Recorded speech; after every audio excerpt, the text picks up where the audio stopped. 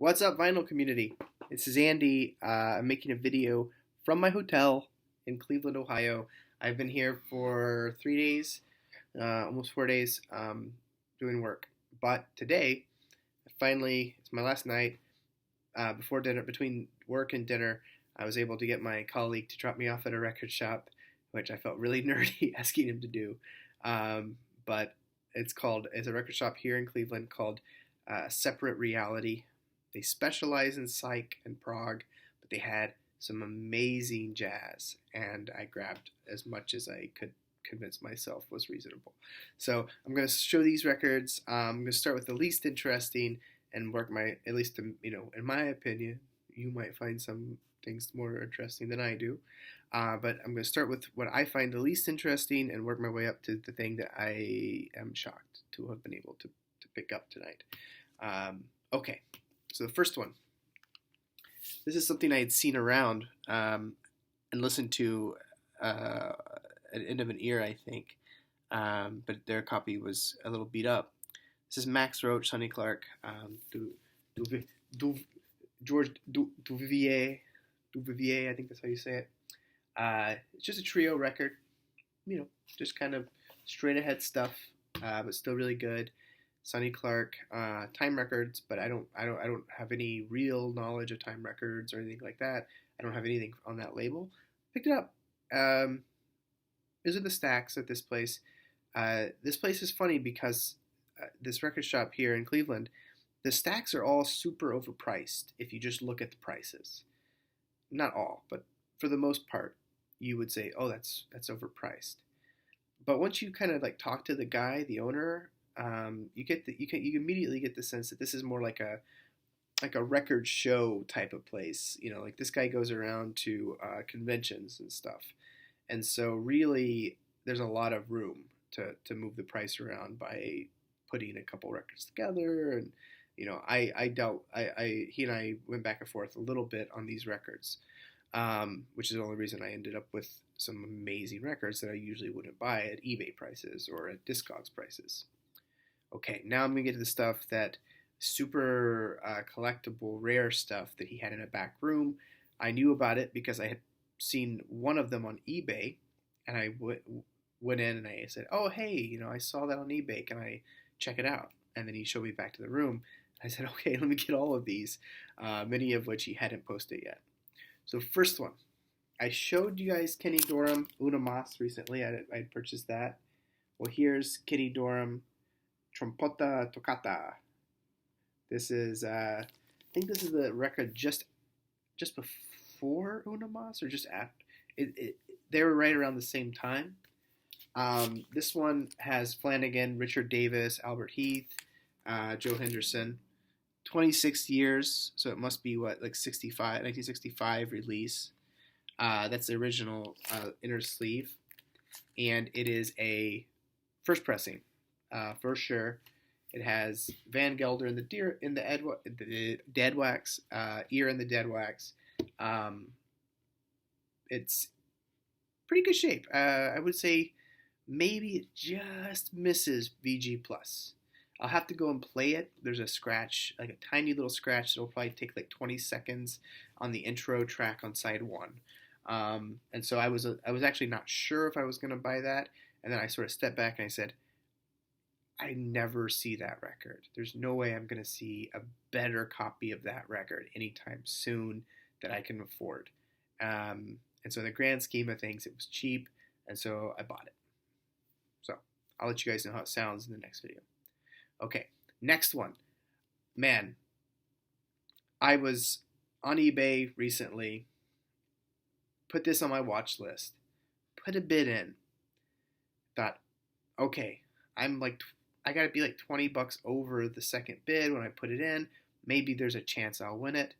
Looked at my phone as I was leaving work, and it sold for twice what I bid. So I thought, shit, I'm never gonna get that record. Just never gonna get it. Walk into the shop, go into this guy's little room. It's sitting right there. Another copy. Look at that. Larry Young, Into Something. Elvin Jones, Sam Rivers, Grant Green on this one. This is a first pressing of this record. No inner sleeve, unfortunately. I always love those. But it's the New York label, as you can see. Stereo pressing. New York. Van Gelder and the ear in the dead wax. So super first edition. This must have been a collection that somebody bought kind of all in the same couple months, because they all have the same. These are all, from what I can tell in London Jazz Collector, they're all supposed to be ear, no deep groove, and that's what they are. Okay, so I think these are all first pressings. I know there are some second pressings out there that actually have the deep groove, and you sometimes see people on eBay say that they're first pressings, but technically they're not. This is all very geeky. I realize that. Who would actually know one way or the other?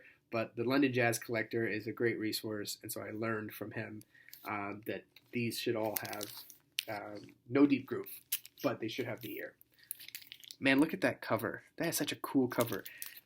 I'm not sure I don't know, I can't quite tell if that's his hair or a hat, but it's cool looking. He's a cool looking guy. I don't know what building he's in either. The type? Gosh, I love the type on these records. I didn't even say it, but the Trompota Toccata, look at that type. That's beautiful. Those graphic designers, they must have been working just like with cutouts and making these things. They're so cool looking. So, those were the two I had no idea that the guy had. Walked in, or those were two of the ones I had no idea the guy had. Walked in and was blown away to find them in such nice shape. And I just thought, wow, that's cool. That's cool. Okay, now the two that are the most exciting. I wasn't sure which of these to show first, okay? They're both pretty exciting to me. So, this one is one that I don't have in any shape or form. This is, of course, Wayne Shorter's Night Dreamer with Lee Morgan, Reggie Workman, Elvin Jones, McCoy Tyner. That's a cool cover too, man. Look at that. It's creepy, moody, great record. I'm going to see, I've talked about this, going to get to see Shorter with Herbie Hancock here in a couple months. I've been trying to think, like, could I figure out where those guys are staying and try to get an autograph? Or is that really weird to go up to like a 70-something-year-old man, maybe 80 at this point, and beg him for an autograph? Maybe that's a little weird. Maybe I won't do that. But I have a couple of the records I'd love to get autographed. So yeah, that's another, look at that, 25 years inner sleeve. First pressing. I get excited about the first pressings. Yeah, probably a Liberty pressing would be just as cool, but man, that's cool to find that record. You don't find those records, and this guy had a bunch. The only thing he had that I didn't get, because he wanted too much for it, and I already have an okay copy that I got on eBay, is Blues Walk, Donaldson's Blues Walk. He had a copy of that in better shape than mine, but not that much better shape, and he was wanting like $200, so I didn't get it. Speaking of, okay, this is the one. This is the one I saw on eBay. eBay, he had it at VG for the cover and the record. He wanted $200. I thought, that's too much. That's just too much. No way. But then I went in, I was flipping through his records. I said, oh, hey, man, I saw that you had that on eBay. Did that sell yet? He goes, no. So, can I look at it? Just check it out. I've never seen one. And I looked at it, and he was being super conservative with VG. Their vinyl is VG+. There's some stuff on the label that you might say, or on the cover, that you might say is VG.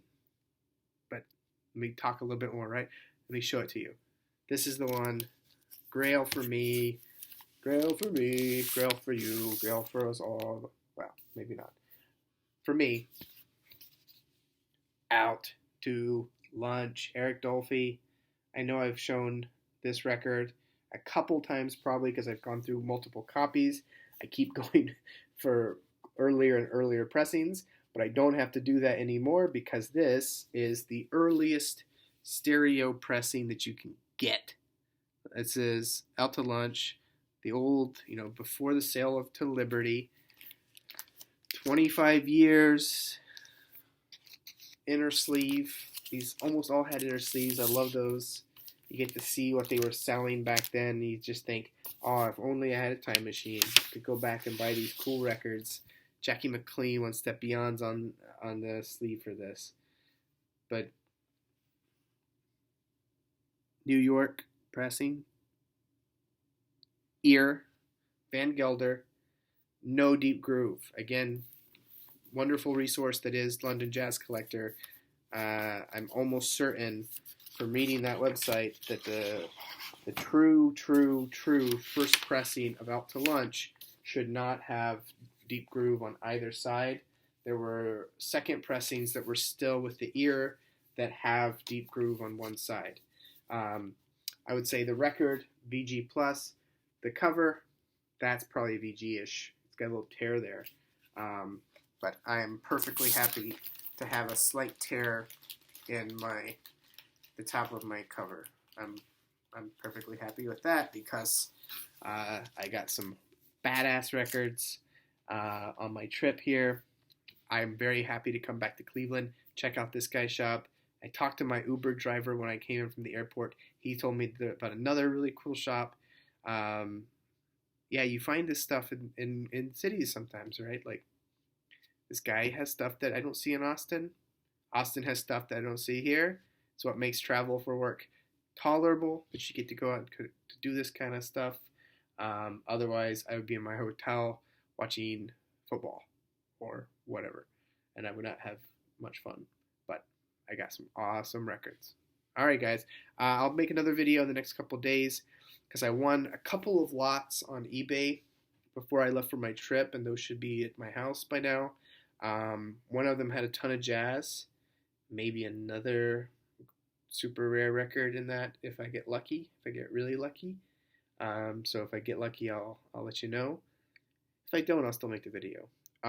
Just to show that sometimes I don't get, sometimes you get crap.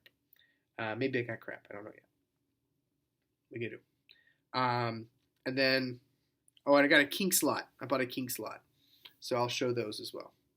All right. Well, I will talk to you guys later. And once I get back to Austin.